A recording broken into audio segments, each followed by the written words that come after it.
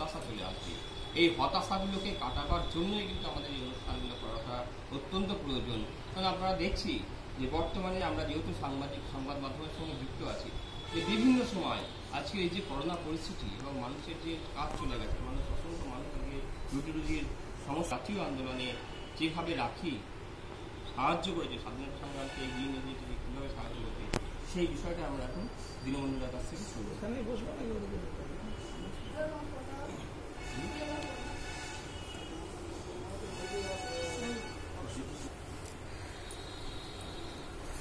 নমস্কার। সমস্ত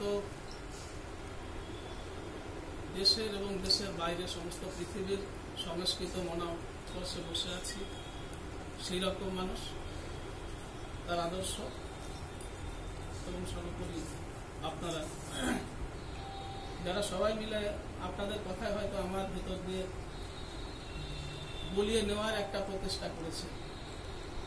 আমি জানি না আপনাদের সে প্রত্যাশা পূরণ হবে কিনা। আমার সফলতা তাহলে আপনাদের সফলতা, আমার ব্যর্থতা আপনাদের ব্যর্থতা।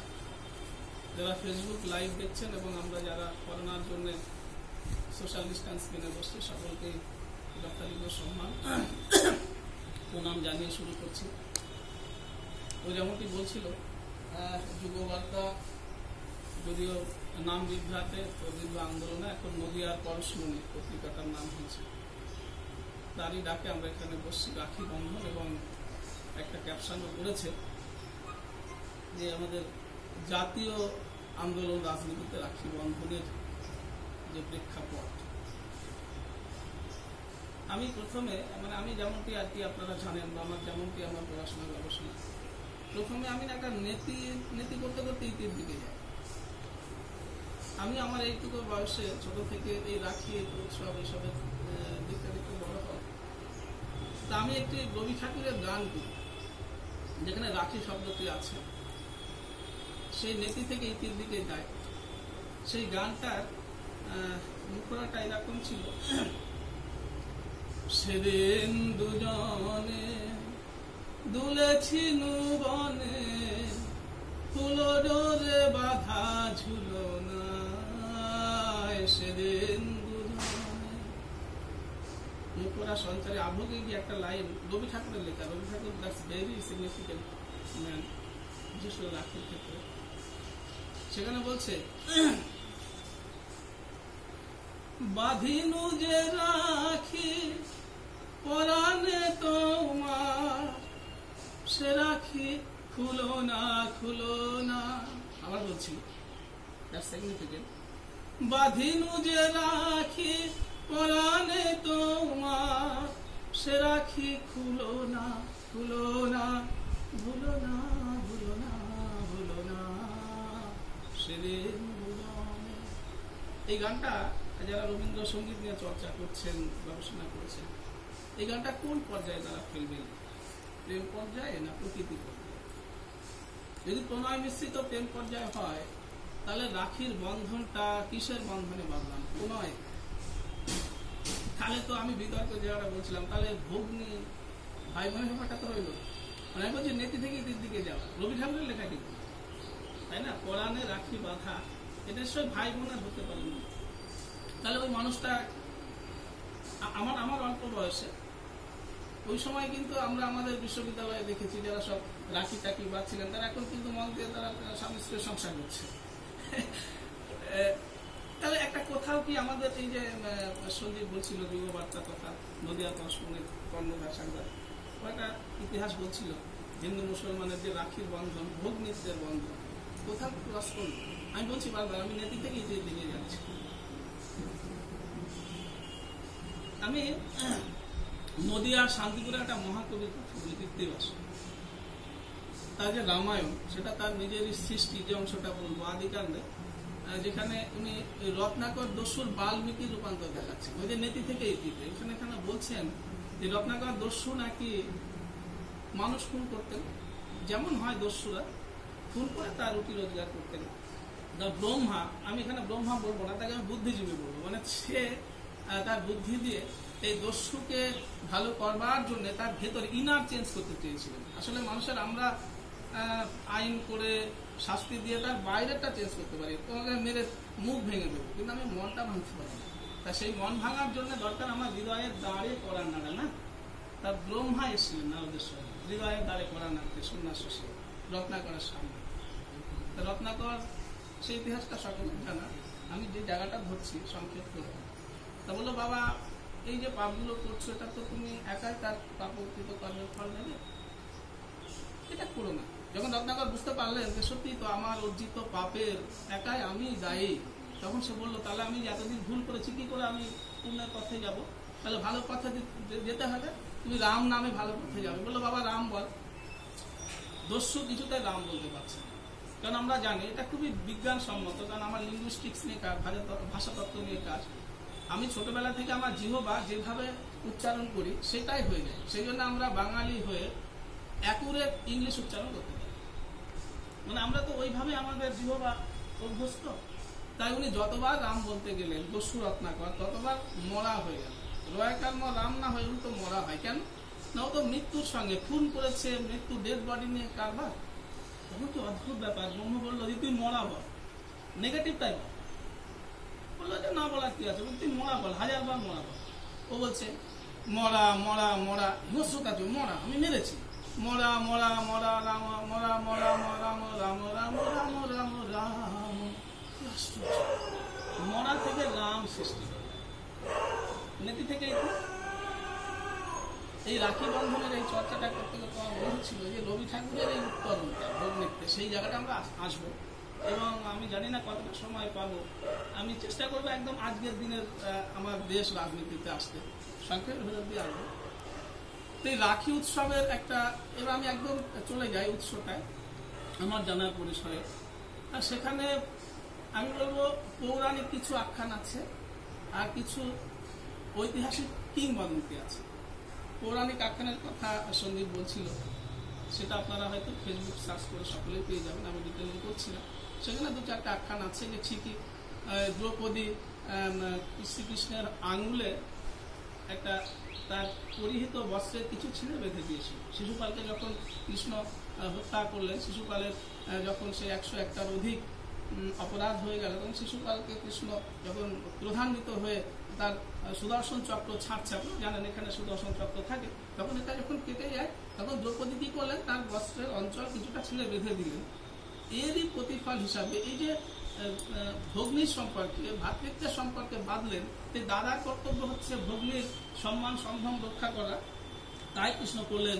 এবং আমরা জানি যখন পুরুষ শাসিত সমাজে দ্রৌপদীর বস্ত্রহরণ হচ্ছে, কৃষ্ণ কিন্তু সেখানে ভগ্নী রূপে তার লজ্জা নিবারণের দায়িত্বটা নিয়েছিলেন।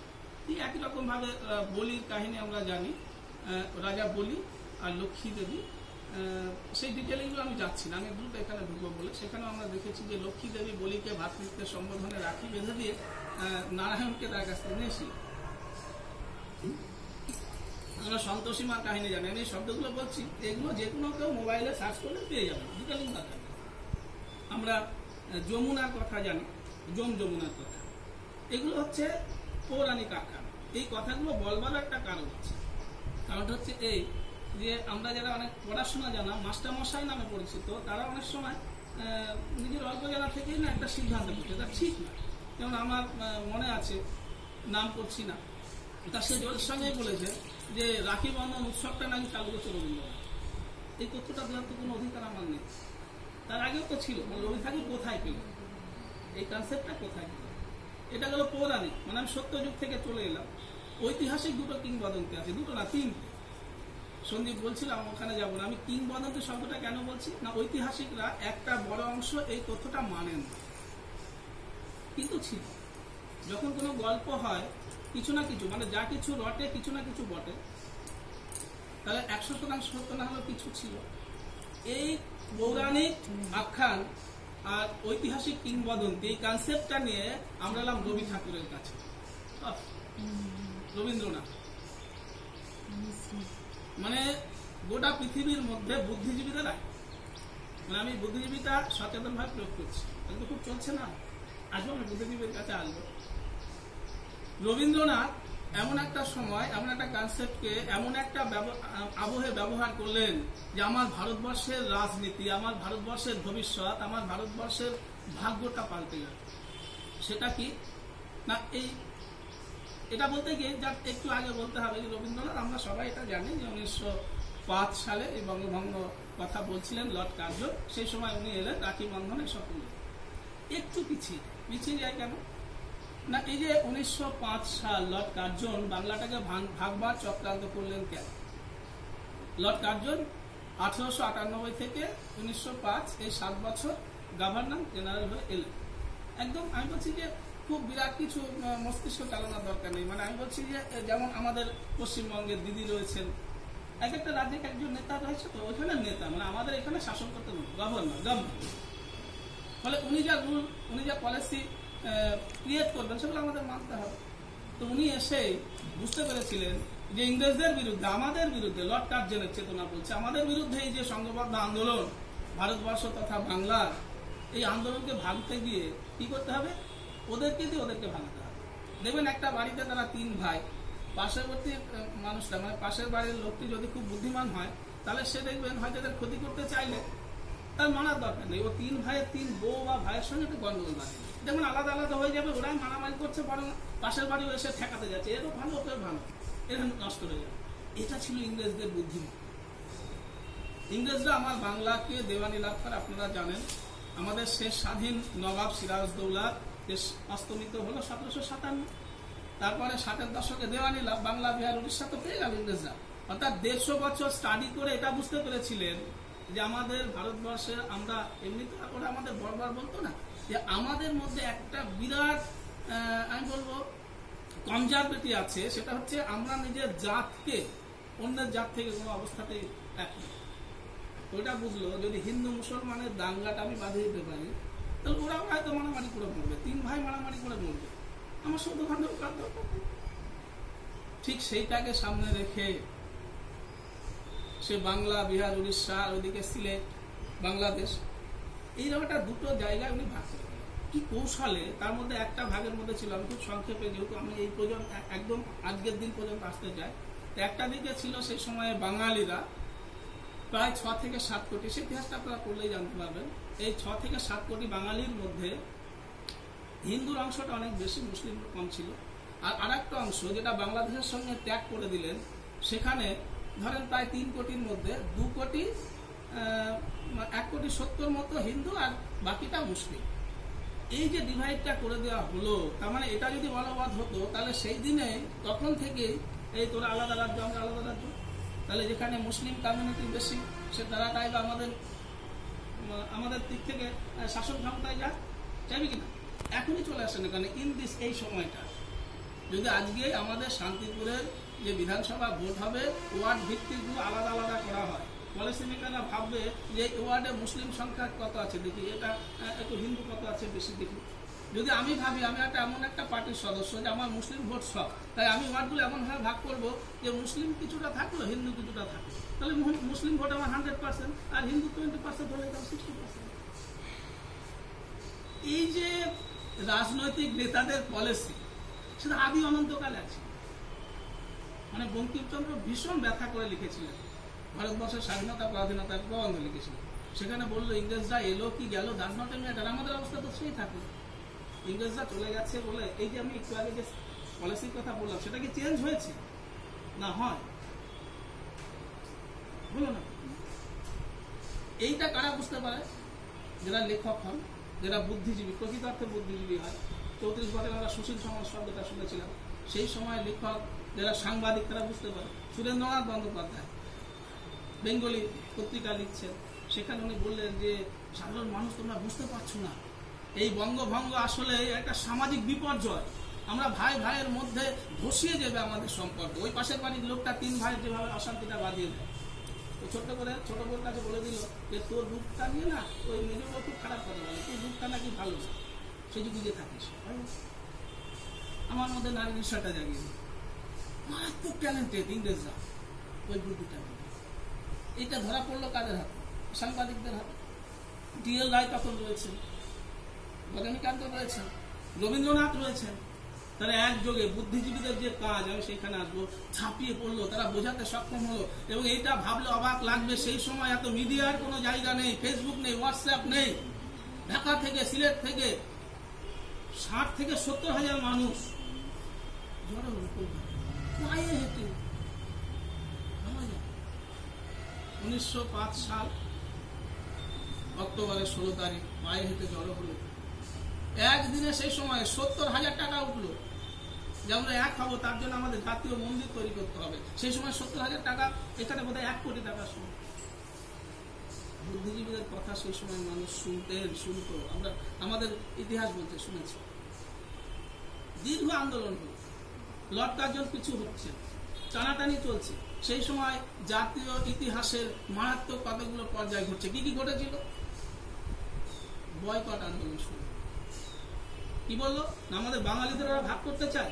আমরা ভারতীয়, আমাদের ভারতীয় দ্রব্য, ভারতীয় খাবার আমরা ব্যবহার করব, আমরা ভারত মায়ের কাপড় পরবো। লেখকরা লিখলেন, গায়করা গান গাইলেন, রিয়েল লাইফ লিখলেন, রজনীকান্ত সেন লিখছেন সেই বিখ্যাত গান, আপনারা সবাই জানেন। মায়ের দেওয়া মোটা কাপড় মাথায় তুলে নে রে ভাই, দিন দুঃখিনী মা যে তোদের, তার বেশি আর সাধ্য নাই। মায়ের দেওয়া মোটা কাপড় মাথায় তুলে নে রে ভাই, দিন দুঃখিনী মা যে তোদের, তার বেশি আর সাধ্য নাই। ওই মোটা সুতোর সঙ্গে মায়ের অপার স্নেহ দেখতে পাই। That's very significant. নিজের মায়ের, সে মা যদি নোংরা বসনাও হন, আমার মায়ের কপাল চোরাটা ভাঙা। আমার মা, একদম ব্যক্তিগত বলছে, আমার মা তো সেই অর্থে শিক্ষিতা, এই প্রজন্মের কসমেটিকের নারী নয়। তাই আমার মায়ের মুখ থেকে, গা থেকে ঘামের গন্ধ হয়, কিন্তু আমি এখন আমার মায়ের কোলে শুয়ে সেই প্রশান্তি আমার ঘামের গন্ধ নষ্ট। ওই মোটা সুতোর সঙ্গে মায়ের অপার স্নেহ দেখতে পাই। আমরা এমনি পাষাণ, তাই বলে ওই পরের ধরে ভিক্ষা চাই। কিন্তু আমরা এমনই পাষাণ যে আমার মায়ের মোটা শাড়ি দেখে অন্যের ধরে ভিক্ষা চাইছি। অথচ আমরা দেশীয় জিনিস কেন কিনব না? দেশীয় জিনিস যখনই জাতীয়তা বোধ আসে, এই ব্যাপারগুলো হয়। আমরা এখনো দেখছি একদম, মানে ইতিহাস বারবার ঘুরে ফিরে আসে। এটা খারাপ কি ভালো সেটা তো কাল বিচার করবো। আমরা এখনো তো 27-50টা চীনা দ্রব্য বর্জন করেছি। মিলছে কিনা, আমি খারাপ কি ভালো সেই জায়গাটা আমি আসতে চাইছি না, বর্জন আমরা করি। তাহলে বয়কট আন্দোলন শুরু হয়ে গেল জাতীয়তাবাদ, রাখি বন্ধনকে সামনে, অসহযোগ আন্দোলন, অফিসে আদালতে সর্বত্র ইংরেজদের অসহযোগিতা, তাদের স্বরূপটা জেনে গেল। কারা জানালো? বুদ্ধিজীবী। বারবার এই বুদ্ধিজীবীগুলো মানে আমি সিগনিফিকেন্ট করছি, কারণ এরপরে আমার এখান থেকে সূত্রটা আসবে। তখন একটা ভয়ঙ্কর কাজ করলো, একটা অংশটা বলে এখানে যাচ্ছি। রবি ঠাকুর আগা পাঁচতলা এইটাকে মনে প্রাণে বপন করলেন, লালন করলেন, প্রচুর গান লিখলেন। রাস্তায় দল বেঁধে যখন যাচ্ছে, রবি ঠাকুর তার অগ্রেস, সেই অসাধারণ আমরা সবাই জানি। সেই গানটা, বাংলার মাটি, বাংলার জল, বাংলার বায়ু, বাংলার ফল, বাংলার মাটি, বাংলার জল, পূর্ণ হোক, পূর্ণ হোক, পূর্ণ হোক হে ভগবান। নজরুল এলেন, নজরুল তার পরবর্তীতে, মোরা এক বৃন্তে দুটি কুসুম, হিন্দু মুসলমান, মুসলিম তার মনে, হিন্দু তাহার প্রাণ, হিন্দু মুসলমান, মোরা একই বৃন্তে দুটি কুসুম, হিন্দু মুসলমান। এই বুদ্ধিজীবী, এই গায়কদের মধ্যে কোথাও কোনো সংকীর্ণতা ছিল না। গোটা ভারত আমরা এক। একটু আগে যেটা মন্ত্রোচ্চারণ করছিলেন বিবেকানন্দ, এই ভারতবর্ষের দরিদ্র মুচি মেথর আমার ভাই, এই চেতনা বুদ্ধিজীবী। আর এখনকার বুদ্ধিজীবীর তুলনাটা করবো, সেই জন্য আমি বারবার এটাকে আপনাদের কানে পৌঁছে দিতে চাইছি। বয়কট আন্দোলন হলো, অসহযোগ আন্দোলন হলো, আমরা জাতীয় রাজনীতিতে ঢুকছি। রবি ঠাকুরের সেই বুক দিয়ে, রজনীকান্তের গান দিয়ে, রিয়েল রায়ের প্রার্থনা দিয়ে, বিবেকানন্দ তখন 2 সালে মারা গেছেন, ভাগ্য সোনাকে সব দেখতে হয়নি, 48 বছরে উনি তিরোধান গেলেন। যদি বিবেকানন্দ যখন বলছিল, একটা তথ্য দিই, যে ঢাকাতে যখন শেষ মৃত্যুর বছরে উনি বক্তৃতা দিচ্ছেন, তখন বলেছিল, কি আশ্চর্য ব্যাপার, আমি এটা পড়ে জেনেছি যে আজ থেকে 48 বছর পর আমার ভারতবর্ষ স্বাধীন হবে, এবং কি ভয়ঙ্কর সত্যি কথা, সেটা মিলে গিয়েছে। কি জাদু জানতেন, মিলে গিয়েছে। ঠিক সেই কয়েক বছর পরেই কিন্তু ভারতবর্ষ স্বাধীন। কিন্তু এই যে যারা বুক দিয়ে, প্রাণ দিয়ে, হ্যাঁ শূদ্র শাসনের কথা বলে, হ্যাঁ, এই যে প্রাণ দিয়ে যারা ভারতবর্ষকে একাত্ম করে রাখতে চাইলেন, আমার খুব ব্যথা লাগে। রবীন্দ্রনাথ ভাগ্যিস 1941 মারা গিয়েছিলেন, আর 5-7 বছর বাঁচতে হয়নি। কারণ তাহলে দেখতেন যে বাংলাকে এক রাখবার জন্য উনি মাঠে নামলেন, মানুষ প্রাণ দিয়েছেন, যে ভাষাকে বাঁচানোর জন্য মানুষের উন্মাদনা, আমরা তো রাখতে পারিনি। সে তো বাংলাদেশ আলাদা হয়ে গেল সেই একটাই কারণে, যেটা ইংরেজ বপন করে দিয়েছিল দ্বিজাতি তত্ত্বে। 47 সাল 15 আগস্ট আমরা তো ভারতবর্ষকে ভাগ করে হয়ে পাকিস্তানে চলে গেল আমার বাঙালি ভাই। 71-এ সেটা টোটালি বিচ্ছিন্ন হয়ে গেল, একটা খন্ড নির্দিষ্ট একটা দিক চুক্তি না দেখলো পাকিস্তানের ওরা, না দেখছি আমরা, কোথায় যাবে? এই জন্যই যে আন্দোলন করেছিলেন, এই জন্যই রাখি বেঁধেছিলেন রবীন্দ্রনাথ, এই জন্যই গান লিখেছিলেন, এই জন্যই ডিএল রায় কথা নেমেছিলেন।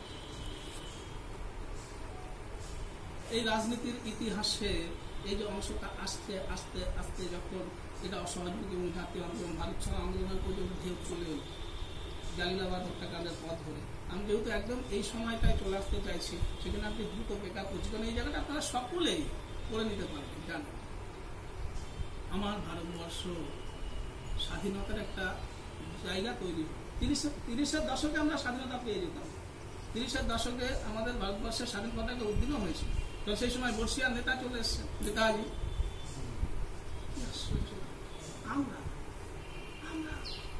আমরাই নেতাজিকে তার আন্দোলন থেকে দূরে সরে যেতে বাধ্য করেছি। আমরাই, আমাদের ইগোইজম, আমরাই ক্ষুদিরামকে ধরিয়ে দিয়েছিলাম। অথচ আচ্ছা, ক্ষুদিরামকে কে ধরিয়ে দিয়েছিল? বাঙালি। ক্ষুদিরামের ওই রশিদ দড়িটা কে টেনেছিল? বাঙালি। কাদের এজলাসে ক্ষুদিরামের বিচার হয়েছিল? ভারতীয়। আর ক্ষুদিরাম কাদের জন্য সংগ্রাম করেছিল? ভারতীয়। এই কি ট্র্যাজেডি না? যারাই এই সত্যি কথাগুলো বলেছে, শাসকের কোপ তাদের উপর এসেছে। তারপরে যখন এই আন্দোলনটা সংগঠিত হলো 1905 সালের পর, 6 বছর পর, 7 বছর পর, 1911 সাল লর্ড কার্জন বাধ্য হলেন যে বঙ্গভঙ্গের আইনটাকে তুলে নিতে, অর্থাৎ বাংলা ভাগ করবে না। কিন্তু সেটা কিন্তু আমরা ধরে রাখতে পারিনি। আমরা 1947-এ সেই ভাগ হয়ে গেল। যখন তিনি তুলে নিলেন, কিরকম অদ্ভুত, আমি এই শব্দটা ইচ্ছা করে ব্যবহার করছি, শয়তান মানসিকতার শাসক হয়। দেখেন, নোংরা মানসিকতার শাসক মিলে যাবে এখনকার সঙ্গে। কি করেছিল জানেন? লর্ড কার্জন শাসন কি করেছিল জানেন? 11 সালের পর, এই কথাটা অনেকে জানি না। সেই সময় অফিসে আদালতে সার্কুলার পাঠিয়ে দিল। সার্কুলারে লেখা থাকলো যে এবার থেকে ওই রাখি বন্ধন যে তোমরা উৎসব পালন করছো, প্রত্যেক অফিস আদালতে প্রত্যেকে পুরুষরা নারীদেরকে ভগ্নী গানে রাখি পরিয়ে দেয়, আর নারীরা পুরুষদের। তাহলে যারা অফিস আদালতে চাকরি করছে, তারা তাদের মধ্যে অনেকে স্বামী স্ত্রী আছেন, স্কুল কলেজ আছে কিনা, সরকারি নির্দেশিকা যে অফিসের মধ্যে প্রত্যেকে ওই ভগ্নী সম্পর্কে রাখি পরিয়ে দেয়।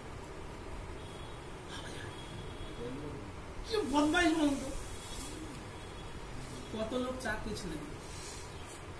কি আশ্চর্য না? মানে এটা মানুষ, এটা কষায় থেকেও খারাপ নয় কি? কারণ তখনও তো আমাদের মধ্যে সেই বোধটা আসে, কারণ আমরা জানি যে রাখি কে পড়াচ্ছে, রাখি পড়ালে সে আমার বোন হয়ে যাবে, তো সেই কনসেপ্টটা তো আমাদের মধ্যে কখন পড়ে গেল, আমরা তো সেই চেতনা নিয়েই উঠছি। তাই অফিস সাধারণ যারা তোর খুব রাখি বাঁধার সব রাখি বাঁধা, মানে বউকে স্বামী রাখি বাঁধতে হবে, ভোগ। এবার দেখেন, নেতি থেকেই রবি ঠাকুর গান লিখছে। প্রথম যে গানটা বললাম, কি গান বলেছিলাম? বাঁধিনু যে রাখি পরাণে তোমার, সে রাখি খুলো না, খুলো না, ভুলো না, ভুলো না। রবীন্দ্রনাথ দায় নিলেন, বললেন রাখি একটা বন্ডিং, সেই বন্ডিংটা ভ্রাতৃত্বের হতে পারে, ভগ্নিত্বের হোক, পিতৃত্বের হোক, আর প্রেমের হোক। আমরা আমাদের মতো করে জেনেছি। যদি আমরা চৈতন্য চৈতামৃত পড়েন, চৈতন্য চৈতামৃতের মধ্যলীলার 8ম খণ্ড, সেখানে শ্রী চৈতন্য, আমাদের চৈতন্য কেশব ভারতের কাছে দীক্ষা নিয়েছিলেন, কিন্তু রায় রামানন্দের কাছে উনি কৃষ্ণ তত্ত্ব বুঝতে গিয়েছিলেন। যারা এমএ স্টুডেন্ট বা পড়েছেন তারা জানেন। সেখানে রায় রামানন্দ বলছে যে নারী পুরুষের, রাধা কৃষ্ণের রিলেশনটা কেমন, নারী পুরুষের রিলেশন। সেখানে বলেছিলেন, কি বলেছিলেন? বলেছিল শান্ত দাস্য সখ্য মধুরিতে বসে, আমি একদম কোট করে বলছি, দেখেন ওই জন্য রবীন্দ্রনাথ আইকন কি বলছেন, গুণাধিক্যে সাধাধিক্যে বারে প্রতি রসে শান্ত দাস্য সখ্য বৎসলত মধুরতে বসে। অর্থাৎ বললেন নারী পুরুষের যেখানে প্রণয়ের সম্পর্ক, স্বামী স্ত্রীর সম্পর্ক বা প্রেমিক প্রেমিকার সম্পর্ক, সেই সম্পর্কটা what is the relation between you and me, এটা এক কথায় বলা যায় না। সেই রিলেশনের মধ্যে ভগ্নিত্বের সম্পর্ক থাকে, বন্ধুত্বের সম্পর্ক থাকবে, বৎসলতার সম্পর্ক, অর্থাৎ বাবা যেমন সন্তানকে ভালোবাসেন সেটাও থাকে। ভেবে দেখেন, যদি সত্যিকারের ভালোবাসার সম্পর্ক হয়, আমি আমাকে দিয়ে বলি, আমার স্ত্রী কি কখনো আমার মায়ের ভূমিকা পালন করেন না? আমি যখন অসুস্থ হয়ে পড়ে আমার মাথায় কি জলপটি দেয় না আমার বউ? তখন কি আমার বউকে থেকে কাম চেতনা জাগে? আমার মা এসে কোথাও নারীটার মধ্যে ভর করে। আমার যখন প্রচন্ড অভিমান হয়, বন্ধুর মতো ব্যবহার করি, আমি গালাগালি দিই, বোনের সঙ্গে গালাগালি দিই। তাহলে সেই রসের অনুভূতি, যেটা প্রণয়ের সম্পর্ক, ভগ্নিত্ব থাকবে, বৎসলতা থাকবে, দাসত্ব থাকবে। দাস মানে দাস ভাব। ওই আমার বউ যখন বলে, এই তুমি আমার কাপড়টা ভাঁজ করে রাখো, আমি তো দাস হয়ে গেলাম। রবীন্দ্রনাথ লিখছেন যে রাখি বেশ করেছে, বন্ধন, একটা বন্ধন। স্বামী স্ত্রীর মধ্যে, প্রেমিক প্রেমিকার মধ্যে দাদা ভাই ভাব থাকে না? কোন স্ত্রীকে যদি কেউ অপমান করে, স্বামী এসে, দাদা যেমন ছুটে এসে তাকে আলগায়, দ্রৌপদীর বস্ত্রহরণের সময় যেমন ভাবে কৃষ্ণ ছুটে এসেছিল, তাকে আরো স্বামী বস্ত্র, তার স্বামী ছুটে যাবে, আটকাতে পারেনি এই বুদ্ধিজীবীদের এই চেতনায়, ইংরেজ আটকাতে পারেনি। কিন্তু আমরা এখন আটকাই। তাহলে সেই ছিল বুদ্ধিজীবী মানুষের মনের দিন। আর এখনকার বুদ্ধিজীবী 34 বছরের সুশীল সমাজ নাম পাল্টা হলো বুদ্ধিজীবী। তারপর আবার ছোট্ট করে সংবাদ মাধ্যমে দেখবেন, টিভিতে বিভিন্ন চ্যানেলে যোগ করে দিয়েছে পন্থী, বড় ফুল পন্থী, ছোট ফুল পন্থী, বুদ্ধিজীবী আবার পন্থী দিল, এটা ব্যাকা কাস্তে হাতেরই পন্থী। আর ভাড়া করা বুদ্ধিজীবী আমি অ্যাবসলিউটলি বলবো, যেমন ভাবে পাড়ায় ভাড়া করে প্লেয়ার নিয়ে যান না খেলার জন্য, সেই খেলার সময় যারা জিতে যায় নামটা কার হয়? ক্লাবের নাম হয়। আমরা রাজনৈতিক নেতারা কৌশলে এই ভাড়া করা বুদ্ধিজীবীদের ডাকি, আমরা তাদের গ্ল্যামারটা নিই, এবং কখনো কখনো আমরা বুদ্ধিজীবীরা তাদের ফ্যাসাদে পড়ে প্রত্যক্ষ রাজনীতিতে ঢুকে গেছে। এমএলএমপি হয়েছে, আমি বুদ্ধিজীবী ছিলাম, এমএলএমপি হয়েছে, আমি নাটক করতাম, এমএলএমপি হয়েছি, আমি মন্ত্রিত্ব পেয়েছি। কিন্তু কি আশ্চর্য, কিন্তু মনে রাখতে হবে সে কিন্তু লেখক, সে নাট্যকার, তার ভেতরে সেই যন্ত্রণাটা থাকে। তাই যখন তার যন্ত্রণার সঙ্গে বাস্তবের বিরোধ বাঁধে, তখন সে নিজে থেকে হয় গুটিয়ে নেয়, বলে আমার শরীরটা খারাপ, আর সত্যি কথা বলতে পারছি না, অথবা তাকে বরখাস্ত করে। কি আশ্চর্য! আসলে বুদ্ধিজীবীদেরকে ব্যবহার করছে রাজনৈতিক এই ডিসিশন মেকাররা, ব্যবহার করে তারা ভোটগুলো লুকিয়ে নিয়ে যায়। কিন্তু ওখানে আমি বা বুদ্ধিজীবীকে, আমি কিন্তু বুদ্ধিজীবী ভাবছি না, কে একজন গিয়ে তুমি কি তাকে পরিবর্তন করতে পারবে? তুমি একা পারবে না। সেই জন্য শিক্ষামন্ত্রী চেঞ্জ হয়ে যায়, এবং তারা তো অনেক ভেবে গিয়েছিল আমরা গিয়ে এই ব্যবস্থাটাকে চেঞ্জ করবো।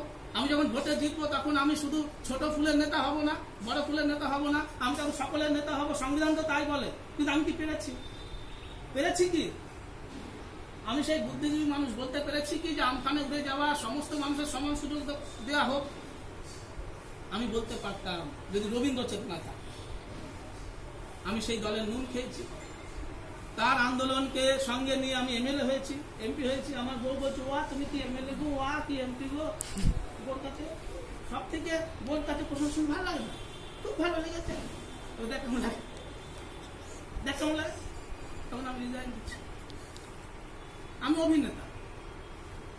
অভিনেতার দৌলতে আমাকে তো অভিনেতা হিসাবে দেখছি।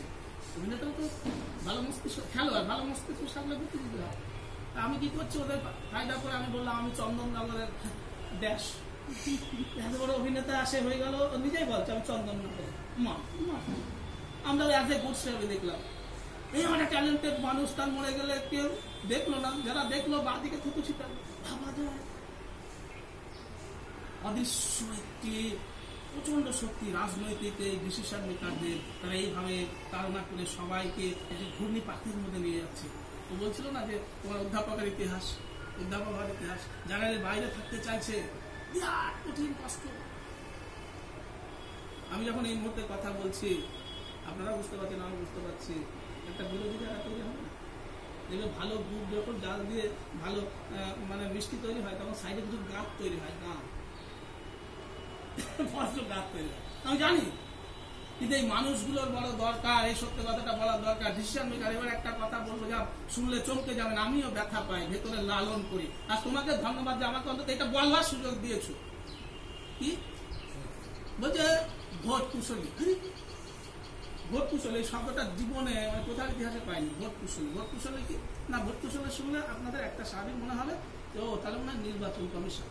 নির্বাচনটা কিভাবে হবে, দেশের সমস্ত মানুষ সঠিকভাবে ভোট দিতে পারবে কিনা, তার জন্য যে বিধি ব্যবস্থা আছে সেখানে তো পরীক্ষা পড়াশোনা করে পাশ করে সেইগুলো হতে হয়, তাই যেমন নির্বাচন কমিশন। কিন্তু মনে রাখবে ভোট কুশলী মানে নির্বাচন কমিশন নয়। মানে আমি একটি দল করি, দেখা দল, ছোট ফুল বড় ফুল যেগুলো একটা দল করি, আমি আমার দল নট দেশ, কোথায় জাতীয়তাবোধ, আমার দল কিভাবে এই পদে দীর্ঘস্থায়িত্ব অর্জন করতে পারে, তার বিভিন্ন পলিসি মেকার হবে তুমি। তাই তোমাকে আমি কোটি কোটি টাকা দিয়ে খুশি। কাদের টাকা? কোটি কোটি টাকা। ওই টাকা দিয়ে তোমার স্বাস্থ্য রাস্তা হতে পারত। তাহলে ওই মানুষগুলো আমার কোনো বলা থাকতো না যদি সে ডিসিশন মেকার হতো আমার ভারতবর্ষের স্বার্থের জন্য। কিন্তু সে ডিসিশন মেকার কার জন্য? এবং কি হাইজ্যাক করা জানো, মানে তুমি যদি বড় ফুলের মানে ভোট কুশলী হও, মানে খেলার মাটি, আমি বেশি টাকা দিয়ে ছোট ফুলের কুশলী তুমি মতামত। তাহলে একটু আগে মানে যারা নাকি মানে 1 বছর আগে যারা ওই দলকে জেতানোর জন্য ডিসিশন মেকার করেছিল, এখন আমার করছে। যেমন IPL এ বেশি টাকা দিলে ও আমার দলে খেলছে, মোহাম্মদ তাইলে কিছুদিন আমার দলে খেললো, তারপর এক দলে চলে গেল, বেশি টাকা দিয়েছে। এই যে ভিতরের সত্যি কথাগুলো মানুষকে জানতে দেওয়া হয় না। আমরা ভোট আসে হই হই করে নাচি আর ভোট দিতে চলে যাই। কেউ তো দেশের কথা ভাবছে না, দলের কথা ভাবছে, আমার দল। একটা সত্যি কথা বলবো, মিলিয়ে নেবে। আপনি এই যে বিভিন্ন বছরে এখন যেহেতু লকডাউনের জন্য কম, রাখি উৎসব পালন হয়। রাখি উৎসব তো আমরা সবাই এক, তাই তো? এই তো যেত না মতিগঞ্জ থেকে, আপনি আমার শান্তিপুরের মতিগঞ্জ থেকে আপনি রাখি উৎসবের দিন যাচ্ছেন স্টেশনে, দেখবেন এখানে একটা দল রাখি উৎসবের জন্য ট্রেন করেছে, দলীয় রাখি উৎসব, ওখানে একটা দল ট্রেন করেছে। এবার আপনি ভালো মানুষ, আমার মতো পাঞ্জাবি পরা আছে, আমি মতিগঞ্জ থেকে একটা বড় ফুল, তাদের আবার কি ওই ফুল লাগানো থাকবে, রাখি উৎসব কিন্তু ফুল দিতে হবে। তাহলে ভোগ নৃত্য যাবার কথা না, আমাকে ওই সিম্বল, যে সিম্বলের মধ্যে দেখে দেওয়া হবে, ছকে দেওয়া হবে যে তুমি আমারই দলের বলিপ্রদত্ত। আমি যখন কথা বলবো এই মানে এই করোনা পরিস্থিতিতে, তখন আমার মুখে যে মাস্ক পরবো, সেই